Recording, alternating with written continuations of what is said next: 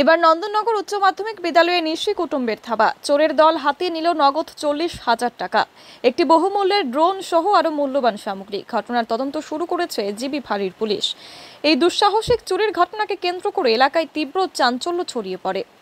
চুরি হয়েছে 3টা রুমের দরজা ভাঙা হয়েছে, 3টা রুমের 13টা আলমিরা, তার ডোর লক এবং লকার ভাঙা হয়েছে।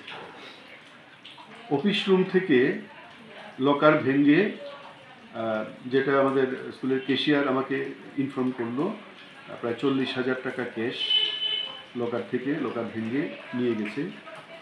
আর বিভিন্ন আলমিরা থেকে যেটা নেওয়া হয়েছে,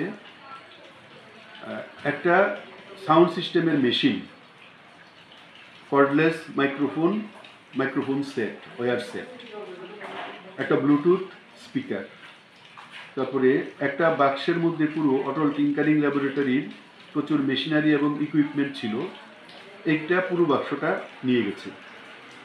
একটা ড্রোন অটল টিঙ্কারিং ল্যাবের একটা ড্রোন, এটা খুব কস্টলি, এটা রিমোট কন্ট্রোল সহ এটা নিয়ে গেছে। একটা ল্যাপটপের ব্যাগ, এসআর ব্র্যান্ডের, এটা নিয়ে গেছে।